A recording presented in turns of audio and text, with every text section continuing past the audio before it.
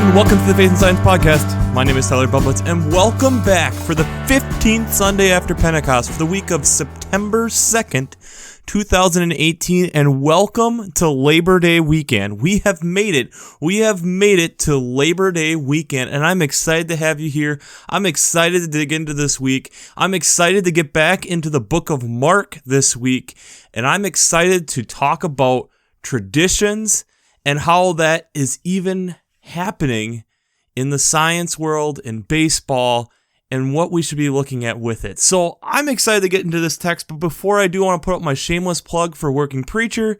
I use it, since I'm not an ordained minister, to give me some direction between their commentaries, their discussions, and their Sermon Braidways podcast. I'd highly recommend it. There's a lot of great discussion and a lot of things to really dig into to try to possibly pull out some really good information from some really good biblical scholars. So if you haven't checked it out, I'd highly recommend it. And as we get into this week, I am just super excited to talk about this. But I want to go back to the question that we had last week as our Twitter question. And our Twitter question last week was talking about challenges we have with our faith. What's one of the biggest challenges? And I got a response from an anonymous source. And the comment that they made was their big challenge was figuring out how to actually talk about faith in the workplace and being able to discuss that and finding when the time is appropriate and getting into those conversations. And I can agree with that's a very difficult thing that we don't talk about a ton as a church. We talk about going out and sending people out. And I think at times we don't do a good job at equipping people and being able to provide them the tools that they will need, or being able to discuss and to think about how do we work together to help with this type of thing. Again, I think it gets back into something that we've talked about a lot recently, of this community aspect of working together as a community to be able to address these issues. Because I think there's a lot of viewpoints that we can get from people working different ways that they approach talking about faith in public. People who have more experience or less experience, or being able to come together and discuss. And I think it's one of the things that if you're in a position as a leader in your congregation, I think it would be a very interesting discussion point that you could lead in kind of a small group study to discuss. And I think, especially as being a younger person in the church, I know that I would be looking forward to some type of discussion like that. So as we dig into this week, I think there's a lot of really fun things we can kind of talk about and look at, but in a way it's not real fun to really be honest with yourself. You know, it's one of those things where you're excited to talk about it, but then you don't want to talk about how it addresses you. And I think that's kind of where we're at this week, basing a lot around the gospel that we have in Mark chapter 7, verses 1 through 8, 14 through 15, and 21 through 23. And this is kind of this really cool verse discussing the Pharisees and how the Pharisees at this point had this tradition of washing their hands before every single meal, which we kind of still have today. Probably your grandparents told you before you eat dinner to wash your hands. And the Pharisees are claiming that this is some type of religious thing, that this has been something that has been passed down from the elders, and they're questioning Jesus on why him and his disciples are not doing this. And Jesus comes back with, you are committing to something that's of human construction, of human tradition, and that there isn't really backing for this. There isn't anything in the law. There's nothing that happened in the Old Testament that says this is what we should do, and here's the reasoning on why. It's something that's come up and hasn't been continued. He quotes from Isaiah in verse 6, "These people honor me with their lips, but their hearts are far from me. In vain they worship me, teaching human precepts as doctrines." So getting this idea of it's a human idea, this human construction, this human thing, and that is almost as important as what is actually being taught in the scriptures, in the teachings. And I think it's really interesting, and we'll get into this more, thinking about that with the church. When I look at my worship and what I have been exposed to, my church congregations, we still do the Kyrie. And for me, I know that that's something that's referencing back to 2,000, 3,000 years ago with early Judean Christians, and probably even Jewish at that point, the chosen people before Jesus, having this type of Kyrie-like cry. But if that tradition isn't talked about on why we do it, it's empty. And that's the heart of what I am seeing here in Mark's text, is Jesus is calling out an empty tradition. There isn't a reason on why they do this. It's just that's what we do. And Jesus, in my opinion, is coming out and really saying, be fearful for these empty traditions because they don't bring life. They don't bring us closer to God. And I think that's what is so beautiful with the reading selection this week. The first reading is out of Deuteronomy chapter 4, verses 1 through 2 and 6 through 9. And what I see out of Deuteronomy that plays so well with what is talked about in Mark is the importance of the laws that have been laid down. So it's not Jesus declaring that there are no more laws. We can disregard the law. He's saying, no, it's the laws are there on purpose. The laws are there so that we can get into a space, get us into a time, into a format, so that we're prepared to seek God, that we're in this area where God can interact with us with cutting the amount of distractions. And that's what I see out of this, and being able to observe the laws and traditions that have been laid down as an effort to get us closer to God. Super cool reading in Deuteronomy. If you're going through the alternative first readings, and even if you're not, I would maybe look at trying to throw in the alternative first reading, which is from Song of Solomon, chapter 2, verses 8 through 13. And it's beautiful. It is an absolute beautiful verses going through God as a lover for us, God seeking us. How he gets, it's almost like God is so entranced with us and just wants to hold us and care for us. My beloved is like a gazelle or a young stag. Look, there he stands behind our wall, gazing in at the windows, looking through the lattice. My beloved speaks to me and arise, my love, my fair one, come away. For now the winter is past, the rain is over and gone. The flowers appear on earth, the time for singing has come, and the voice of the turtle dove is heard in our land. The fig tree puts forth figs, and the vines are the blossoms. They give forth fragrance. Arise, my love, my fair one, and come away. Just this, I look at it as almost a lullaby that God has for us. And it's so reaffirming. It's so beautiful. It really is. The psalm this week is Psalm 15, the whole thing, 1 through 5. There's just 5 verses. And it's David, again, talking about how it's going to be like, striving to be like God. And what he doesn't know, but what Jesus is. How he is trying to follow the laws that have been laid down and not despising the wicked and looking to the Lord for that guidance, for that work. It's beautiful. Again, I'd highly recommend this week making sure that's in there.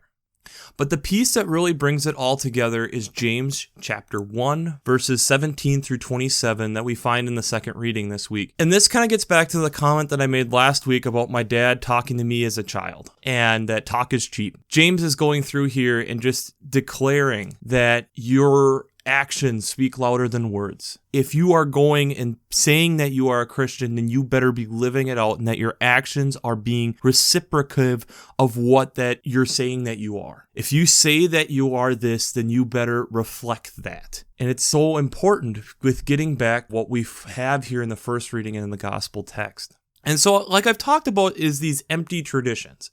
There's a couple different examples we can get into, and we're going to get there. But first, I'm actually going to look at baseball. Because I think baseball, it's a very interesting way we can look at this. And if you followed baseball before, there definitely is, and you'll hear even announcers talk about the, quote, unwritten rules, end quote, of baseball. The unwritten rules of baseball, where, okay, something happens that a player gets hit by a pitcher that usually there's some type of retaliation by the other team when their pitcher comes out, which leads to lots of chaos at times, and there's lots of discussion. And actually right now, if you follow baseball in the last 5 years, there's been a lot of disruption to the unwritten rules of baseball, as we've been getting people who are coming from, especially like the Dominican or the Caribbean areas, that they love when they hit a home run to celebrate because it's something big. It's a big moment in the game. Whereas in the unwritten rules of baseball, it's that you don't show up a pitcher. You don't disrespect the pitcher. You just go about your business. You kind of, if anything, you tip your cap or whatever, and you just go. You run the bases, don't pause for celebration. And so you get these clashing of ideas, and it's one of the things that keeps getting brought up right now in baseball is, why do we have these unwritten rules of baseball? And is it productive? Is it good for baseball to have these unwritten rules of baseball? And it kind of even gets into superstition.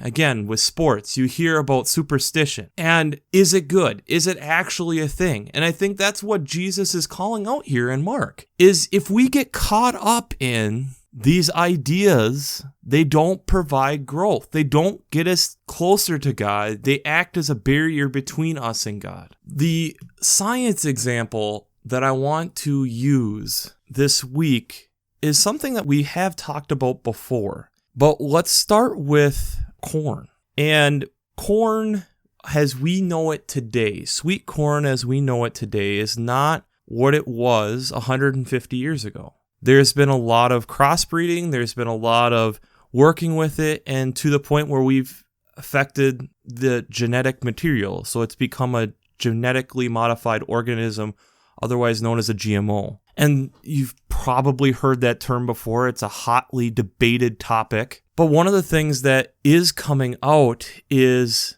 this beneficial? And the reason I say that, and I'll attach an article below talking from NPR, talking about a specific type of corn that was raised out in New England that the Native Americans used, and it's apparently got these awesome taste quality. It's supposed to also be a very nutritious, very hearty corn, but it provides low yield. So it had been modified and worked with to try to produce higher yields and had been kind of abandoned. And so then there's been this heirloom corn movement in small patches to bring this back and present it to people and show them the power of these old corns. And it's amazing when I'm looking back on it and thinking about all of this, is we're now finding that maybe the corn that we have become accustomed to, that's a high yield corn, that it's readily available, that when we compare it to these corns of 150 years ago, the nutrition and the actual what the body gets out of the corn is night and day. And that the corn from 150 years ago, yes, it was low yield, but maybe it was more actually nutrient dense, more of the things that our body is needing when we're eating it compared to what we're getting with these high yield corns of today. So the question that I have when I was thinking about this again as a scientist is that beneficial? Is that actually good? I don't want to put the blame necessarily on the people who have been working to try to produce these higher yield corns, because you're trying to figure out a way to feed more people. But the problem that now we're maybe actually finding is maybe that actually isn't helping. There isn't the nutrition, there isn't the value in the body that we need. And it's this very slippery slope. I've talked about it before, and I'll attach some different links this time below, but I want to get into a little bit of science research too. There's been this movement, and part of the reason why I do this podcast, this elevation of science as a very prestigious career, and I don't see that necessarily as a bad thing. But when that happens, as a science community, we have to be open to skepticism. We need to be open to opening up the gates, opening up the doors so that people can evaluate, to self-check, like what the checks and balances system is set up in a democracy to do, to make sure that nothing gets too much power. And it's been debated on whether or not the science community is being completely genuine with how they are presenting their results, and how that hasn't always been the case. I'll throw some stuff. The ones I found were focusing more on medical journals a lot. Right now, it's being noticed that you're 2 times more likely to have a scientific article published if it has a positive result compared to a negative result. You have where companies at times are going in to try to provide research on different drugs or different things that could be of benefit. And the intent initially is for good, because when you're doing research, you need grants. It's expensive. And it's not like the money's just laying there. You need funding support to be able to push and figure out what's there, what the potential of something is. But at times, we have found that different institutions and different companies have persuaded results and have purposely left out negative results to manipulated tests to make it appear that something is happening and not giving that information to the people who are making these decisions. It's scary. And I don't mean it to necessarily be just a negative connotation. And that's one of the things like right now that's really going on in the science community, is trying to develop a community that is okay with publishing negative results and opening themselves up more often to the idea that maybe we don't have everything figured out, that our hypothesis was wrong, and that's okay. Because in that negative result, we still learn something. We still learn that this didn't work.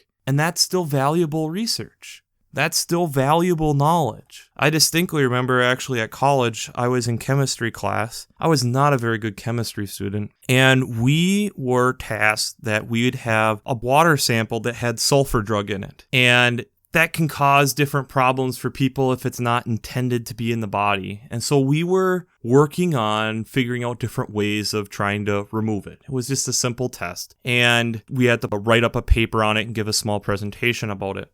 And so there was people doing all these different things. And one of the common known methods that has been used in the past is using activated carbon to help absorb the sulfur drug. And the group that I was in, we ended up having tons of issues and we're trying to figure out what we're doing. And I just remember hearing in chemistry class about the families, these different families, and that often they have related traits. And so I went to my chemistry lab professor and said, we talked about as a group, we want to try using silica. He's like, I think I know how that might turn out, but you're more than welcome. Go ahead, use silica. And so we did. We used silica, we ran all the tests, and we were highly unsuccessful. In case you don't know what silica is in those do not eat packets to absorb water. Really what was happening is we were just absorbing the water and so raising the concentration of the sulfur drug in the sample. And so when everybody else had tests in the class that had some type of absorption or reduction of sulfur drug in the water, we had a higher concentration. So our graph looked weird as we were getting up to 105% of what was in there because there was less water now. And I remember thinking it was kind of embarrassing, kind of weird to try to present on something that was so negative that it was completely against our hypothesis and it completely had failed. But it was so important for when I look back on making sure that that was known, that, yep, that didn't work, and making sure that people had known that so that other people wouldn't do that same work. And that's the thing that right now is not happening well or efficiently in the science community. So at times we're having repeated tests. We're having things that maybe it's working one time, but 10 other tests can't duplicate what that one result had, but those other 10 didn't get published. They haven't seen the light of day, so we don't know that, and it's frustrating. It doesn't move forward. It causes us to spin our tires and possibly actually move backward. I look at this actually as a really good comparison with kind of what I see as a younger person in the church. Is there's a lot of traditions and a lot of things that we hold on to so dearly that may or may not actually represent what's going on. And we can claim that identity, but if we're not actively doing it like James is talking about, it's not a good identifier. It's not actually telling us about who we are or what we're doing or what this is about. It's just a title. And that's where we have to, as a church, as a community, come together and be okay with change. And if we don't want that to change, then we need to make sure that the explanation and the reasoning why is there. For me, the Kyrie means something because I know why we do it. But if I don't know why we do it, saying some weird words in some weird language would mean absolutely nothing to me in a church service. It's so often that we get consumed and wrapped up in these traditions. And the scary thing, the detriment that we lose is the possibility of actually getting closer to God because we're putting these things in front of God in a way, saying that, well, these are really important and we need to hold on to these, but the meaning is gone. And if the meaning is gone, then why are we doing it? We see in David what God and Jesus was trying to do. We see in the Song of Solomon the pursuit that he has for us. As we talked about, the actions speak so much louder than just the words of who we say we are. We have the Deuteronomy reading laying out how these laws are not meant to restrict us. They're there to help get us in a place so that we can get closer with God in that pursuit that he has for us, that we can then pursue him. And Jesus is just laying out a warning of making sure we don't get wrapped up in these human traditions that make us separate us from God. If we look at what's going on like with science is trying to work on this because they know it's important. Baseball is trying to figure out how to get that balance to work, where they have the tradition, but also how do we keep the game modern? We look at the studies that are coming out about corn, original or heirloom plants versus the GMO counterparts, and trying to have the debate back and forth and figuring out how do we make this better for us. And that's why the debates happen. That's why the science is there. We as a church have to be okay with doing the same. So the Twitter question of the week that I'm going to propose, I know is a hard question, and I don't know if right now I can even answer it, so I'm going to think about it and see if I can respond to it next week. What traditions do you do that are separating you from God? What traditions do you do, and you can be you or your congregation or your church, that separate you from God, that makes it harder for God to pursue you? I'm assuming a lot of these came out of some unintentional thing that we're doing. But to be able to answer this question well, it means that we have to reflect. With where the church is now, we need to reflect. We have to be open. We have to be willing to share and talk about difficult things, and that's okay. It happens all the time in the science community. Talking about difficult things, talking about hard things. As we talked about last week, faith isn't necessarily easy, and this is one of those difficult things. For me, I am going through major transition in my life and not dealing with traditions. I'm having to figure out what's important to me. What things do I need to leave behind? What things have I outgrown? What things am I stepping into? One other example I know for traditions that I know I'm going to keep, just to kind of give it a counter example, my family dances around the Christmas tree every year at Christmas. We sing Christmas carols. And the reason that we do that is to get together. It's something as a family that you do, and it's fun. It's fun to see everybody. It's fun to hold hands and discuss that. But we always open with a Danish carol that we probably butcher, and we end with the same one, Nu Halleluja. But it didn't mean anything until I remember my mother talking to me about what it actually means. Christmas is here again. Christmas is here again. Christmas shall last till Easter. Even though that maybe I'm butchering my Danish as I say it, it gives meaning to what I'm saying. And the understanding, the knowledge is power. Just like what science is trying to provide us, the knowledge of the tradition has given me the power to embrace the tradition. And that's something as a community, as a world, be it religion and not, we need to constantly be working on to make sure that we are actually moving forward, not deceptively moving forward. So, we'll wrap this up as we always do. I pray God blesses you through your faith and amazes you through science.